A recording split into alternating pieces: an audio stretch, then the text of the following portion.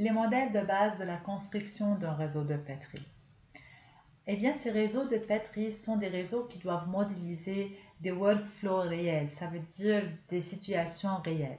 Et pour ceux-ci, qui sont parfois complexes, beaucoup plus complexes que des modèles simples, nous avons plusieurs éléments de base que nous allons voir dans cette vidéo. Je nomme les actions séquentielles, les dépendances, les conflits, les concurrences, les cycles et la synchronisation. L'action séquentielle est rien qu'une action qui est linéaire. La condition primordiale, c'est qu'il y a une alternance entre les états et les transitions, et donc je ne peux pas avoir deux états qui se suivent, je ne peux pas avoir des transitions qui se suivent, mais toujours un état, une transition. Je rappelle que chaque transition est une action ou bien une réceptivité, et les places, qui s'appellent aussi des états, peuvent contenir un ou plusieurs tokens. La dépendance, c'est en fait une fin de convergence vers une transition. Et donc, c'est la condition d'exécution de la transition. En fait, dans cet exemple-là, j'ai deux états qui se convergent vers une transition. Et donc, je suis obligée d'avoir au moins un token dans l'état numéro 1 et au moins un token dans l'état numéro 2 pour pouvoir exécuter la transition. S'il y a deux états, par exemple, qui se convergent vers une transition et un état contient un ou plusieurs tokens, le deuxième ne contient pas, je ne peux pas exécuter la transition. Par exemple, si j'ai ici 7 tokens dans l'état numéro 1 et 0 token dans l'état numéro 2, c'est comme si je suis en train de faire une transition qui est par exemple remplir des bouteilles d'eau, où j'ai 7 bouteilles et je n'ai pas d'eau. Donc je ne peux pas exécuter le remplissage des bouteilles d'eau.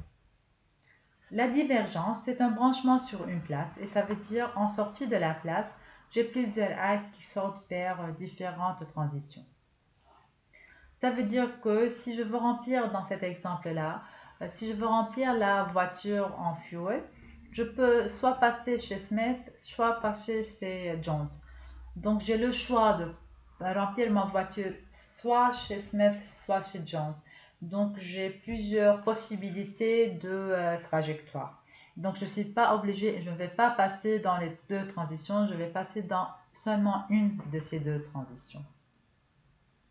Le conflit, dans cet exemple-là, le conflit est sur la place P2, de la deuxième place. Ça veut dire, si je fais faire la transition T1, je ne peux plus pouvoir faire la transition T2. Parce que le token qui est ici va aller soit vers T1, soit vers T2. Et aussi, si je fais T2, je ne peux plus faire la transition T1. Et ça s'appelle le conflit. La concurrence, c'est ce schéma-là. En fait, c'est une divergence en sortie d'une transition. J'ai ici une concurrence de deux branches. Et donc, j'ai ici deux branches séquentielles que je peux exécuter soit en parallèle, soit l'une après l'autre. La concurrence est le non-déterminisme. Donc, je vais expliquer le non-déterminisme des concurrences dans cet exemple-là. Dans l'exemple ici, j'ai un chauffeur qui va garer sa voiture dans une station. Il va remplir le fuel dans 3 étapes différentes et il y a l'assistant qui va laver les vitres. Si c'était déterministe, j'aurais pu faire le même travail, mais avec une action qui est séquentielle. Et donc, je mettrai l'assistant en train de laver les vitres, soit avant, soit après l'action de remplissage de fuel. Si je mets l'assistant en train de laver les vitres avant le remplissage de fuel, ça veut dire que je suis obligée de laver les vitres, ensuite remplissez le fuel et puis sortir. Si je le mets après, ça veut dire que je suis obligée de remplir le fuel, puis laver les vitres et sortir.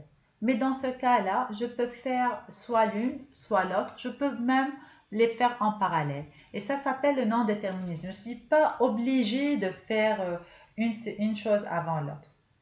Tandis que si je regarde ici les 3 étapes différentes de remplissage de fuel, c'est déterministe parce que je ne peux pas remplir le fuel avant d'enlever le bouchon, donc avant le unscrew cap. Et je dois obligatoirement, après que j'ai rempli le fuel, je dois obligatoirement remettre le cap on, remettre le bouchon. Et donc ça, c'est une action qui doit être séquentielle parce qu'elle doit être déterministe. Tandis que si je vais dans une station réelle, Je peux avoir toutes les possibilités. Et donc, pour modéliser cet état réel, je suis obligée d'avoir une concurrence pour effectivement déterminer ou faire un réseau de Petri qui représente ce qui se passe réellement dans ma station. Je vais passer dans l'exemple numéro 2 pour voir ça en exécution sur mon programme. Et donc ça, ici, c'est le même programme. J'ai ici plusieurs places qui sont numérotées. J'ai les actions. J'ai 10 voitures, donc 10 tokens qui sont en train d'attendre pour entrer dans la station. Je vais passer dans le run manually. Et donc, j'ai la transition T1 qui peut être exécutée. T1 va absorber un token de l'état P1 et il va créer deux tokens dans P2 et P7. Et donc, je peux choisir de commencer soit par T2, soit par Assistant Washing Windows. Et donc, je peux commencer par remplir ça et faire ça en parallèle, mais manuellement, je ne peux pas faire l'exécution en parallèle. Je peux faire rentrer plusieurs voitures en même temps. Il y aura des unes qui sont en train de se laver les vitres, il y a des autres qui sont en train de se remplir en fuel. Et ça, c'est ce qui se passe réellement dans une station.